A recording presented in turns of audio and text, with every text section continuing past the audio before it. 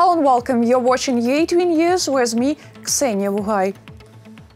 Let's start with the latest developments in Ukraine. Transformations for the sake of economic growth and better lives of the people.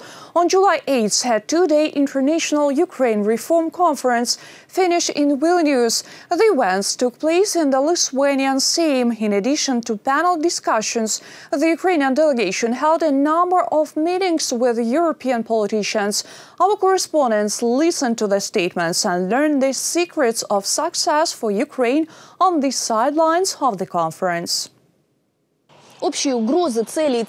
Common threats, goals and values – this is what unites Ukraine with Europe. However, in order to become a full member of NATO and the European Union, Ukraine must continue transformations. On the second day of the International Ukraine Reform Conference, they focus on specific changes that have already occurred and those planned for future. Prime Minister of Ukraine Denis Shmyhal presented the strategy of reforms until 2030 to international partners.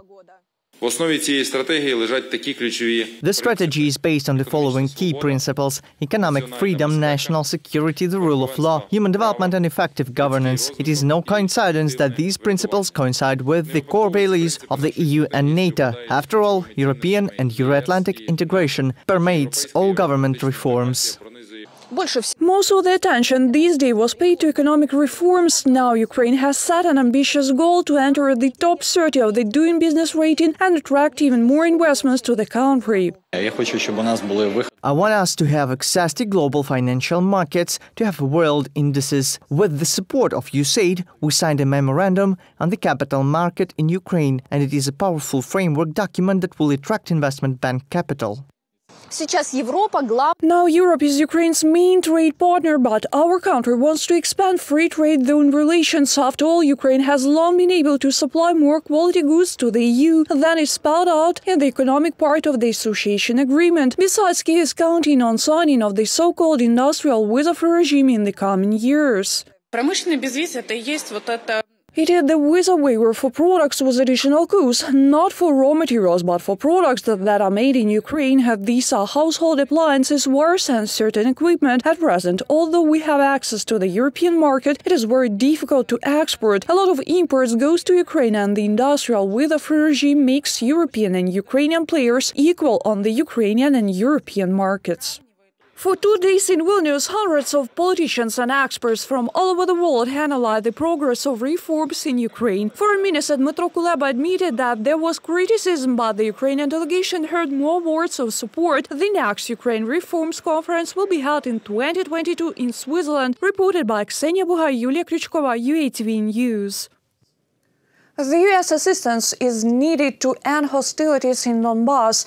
Namely, the United States should join the Normandy format. President of Ukraine Volodymyr Zelenskyy stated this in Vilnius. He noted that the negotiation process has currently stalled and it is necessary to involve strong partners. According to the head of state, such a step will make it possible to achieve progress in ending Russia's armed aggression in Ukrainian Donbas. However, if Russia does not want this, no state will be able to stop the hostilities. The quality does not change with the number of formats. If Russia is forced by our joint efforts and partners or agrees to our joint diplomatic work and expressed its will to end the war, the hostilities will end despite the number of states and formats added. But I would really like the United States to help Ukraine end this tragedy. Russia has never been a mediator during the hostilities in the Donbas. It provoked them, started them and continues them. This was stated by the acting U.S. chargé d'affaires to the OSCE, James Donegan. According to him, although Russia is trying to position itself as a mediator, the Kremlin is constantly obstructing peaceful settlement. Donegan called on the Russian Federation to end the occupation of Crimea, sees violation of the rights of its indigenous people, and start fulfilling its obligations under the Minsk Accords. Russia is not and has never been a mediator in this conflict. The United States urges Russia to reverse its unhelpful and harmful approach to the conflict in foments and remove its forces and hardware from eastern Ukraine. We demand Russia end its occupation of Crimea and cease its mistreatment of Crimean Tatars, ethnic Ukrainians, and others. It is now time for Russia to end its adventurism in Ukraine, recall the commitments it has made to the principles of the OSCE, and fulfill its Minsk commitments and responsibilities under these agreements. Ukrainian TV presenter Serhiy Nikiforov became press secretary of the President of Ukraine. He replaced Yulia Mendel, who occupied this position since 2019. Volodymyr Zelenskyy has recently signed the corresponding decree. Serhiy Nikiforov is 34. He's graduated from Taras Shevchenko National University in Kyiv and has 15 years of working experience.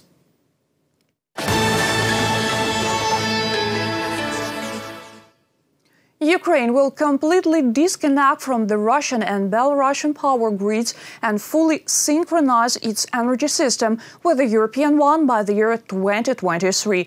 The Minister of Energy of Ukraine, Herman Halushchenko, told this on the sidelines of the Ukraine Reforms Conference held in Vilnius. According to him, Ukraine's entry into the European energy market is beneficial both economically and geopolitically.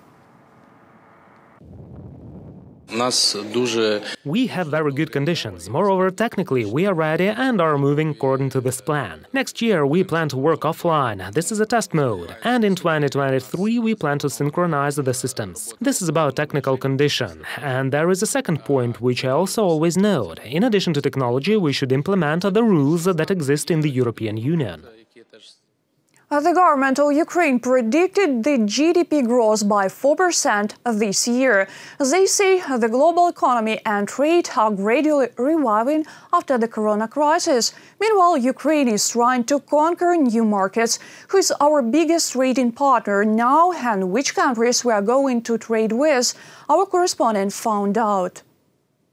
In order to find new markets for Ukrainian goods abroad, the government plans to restart the Export and Credit Agency. The Ministry of Economy is now completing the additional capitalization of the agency, providing $74 million.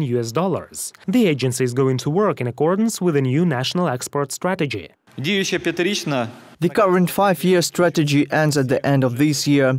Has it played to the advantage of our strategic goals, or has it revealed our export potential? I will honestly say no. We continue negotiating quotas for our goods at the European market. We have not become a food security zone for the countries of the Middle East like Qatar, Yemen or Saudi Arabia. Over the past 5 years, we've also worsened our position in the global arms market in Pakistan, India and the Middle East almost twice. The new export strategy is aimed at expanding trade with the Middle East and Asia, as well as Africa, in which Ukrainian business is not yet interested. In the meantime, the largest trading partners of Ukraine are the European Union member states, which consume 40% of Ukrainian exports, and China is the second. It receives 33% of our goods. We have doubled our exports over the past year. For the first time in 6 months, we have a very small trade deficit with China. In fact, all countries have a trade deficit with China. We have minus $290 million. And this is despite the fact that total exports amounted to more than $4 billion and imports to $4.5 billion. Vietnam, Indonesia and countries we have increased exports in. We are actively preparing to conclude agreements on a free trade zone with them. In addition to expanding the list of trading partners, Ukraine is also engaged in the modernization of the energy market. Renewable sources are in priority. Within the frameworks of the global and European trends, namely decarbonization, we have found something to work with, that is green energy and renewable sources. One of the main issues is jobs. Miners need to be involved somewhere. Perhaps they will build tunnels under the Dnipro. Of course, we should do something. Moreover, by the end of the year, Ukraine also plans to receive a tranche from the IMF. This is $700 million to strengthen the economy. Ukrainian Finance Minister Serhiy Marchenko and his delegation are holding talks in Washington. Reported by Vadim Kramer and Artem Holub, UATV News. Ukraine and the IMF have reached compromise on anti-corruption issues. The parties agreed to work together to reach an agreement on revising the cooperation program in the near future. According to Finance Minister Serhiy Marchenko, Ukraine has achieved significant results in the implementation of the IMF structural beacons. He noted that the Ukrainian parliament has adopted several bills that are needed to continue cooperation with the IMF. IMF support is very important for Ukraine, and I'm grateful for carrying out the reforms. The economic situation in the country is improving, but to ensure the macroeconomic stability of Ukraine, it is extremely important to remain part of the cooperation program with the IMF. A register of software prohibited for use will be created in Ukraine. This was announced by head of the State Service for Special Communications and Information Protection of Ukraine. He noted that in order to create such a registry, a software research laboratory is needed. It will be completed this year. According to the National Security and Defense Council, in the first half of 2021, more than 1 million cyber attacks have been recorded in Ukraine. The laboratories of a kind are fully functional in other states. They examine the code of the specific functional modules. According to the analysis of the code, if it is not clear how the code works, one will be prohibited from using it until the code's safety is proven by the developer. Stop the outflow of young people from the regions to the capital. This is an initiative presented by the Ministry for Communities and Territories Development in order to give the young generation an incentive to develop in the regions. The centers for the creative economy are being created there. A memorandum on the creation of such a center in Cherkasy was signed by heads of the ministry, the Cherkasy Regional State Administration, and the Ukroboronprom State Enterprise. More than $5 million will be allocated from the state budget for its creation. The photoprilot plant, which belongs to the Ministry of Defense, will become the base for the center. We understand that the economic gap between the regions and Kyiv is big. Therefore, it was decided to establish centers for the creative economy. What is this object? There are objects that create learning opportunities, first of all in the direction of IT. These are objects that laboratories have in their arsenal. It is the place where one could develop startups, where one can get access to international financing, to investors.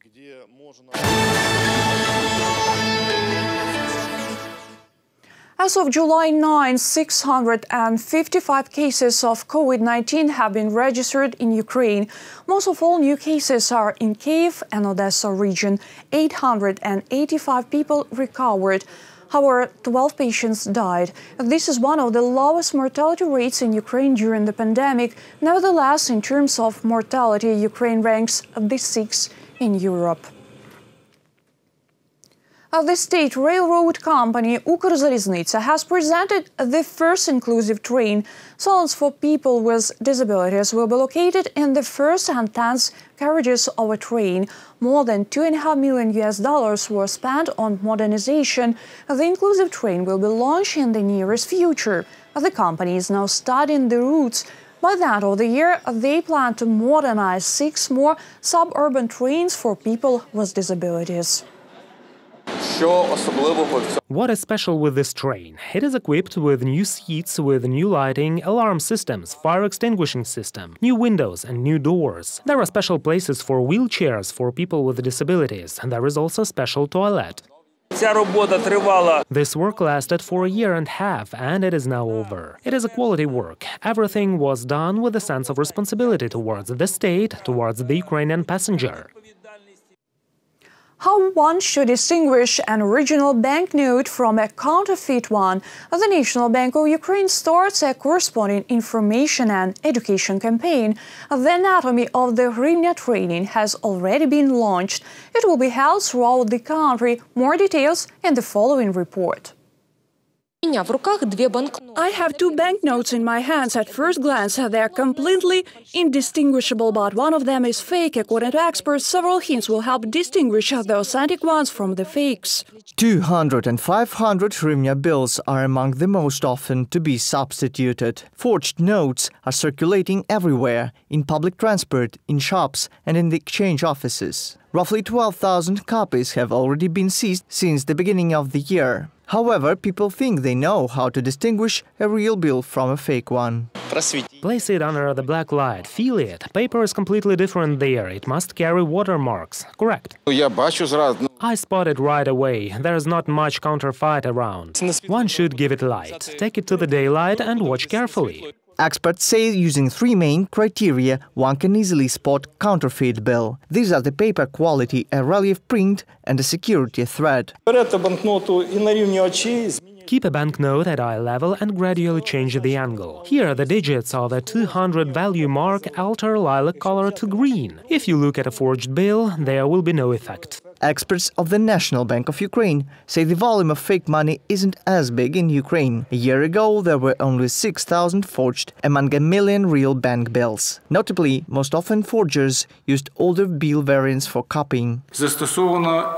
Innovative optical variable security elements are used, a window thread and a spark element. It takes little effort to check these banknotes when looking at these marks, and it is extremely difficult to counterfeit these elements with the reproduction of dynamic light effects, changes in color and movements and background images. Bank's employees, together with partners, are launching a 3-month training campaign. Cashiers, employees of post offices, gas stations and pharmacies will know how to quickly check the authenticity of a hryvnia bill. The goal is ambitious, preventing the spread of counterfeit banknotes. Reported by Nick Starkov, Yulia Bardesh, UATV News. It was our final story this week. Thank you for watching. Stay tuned. More updates on our official website, YouTube, Facebook and Twitter pages.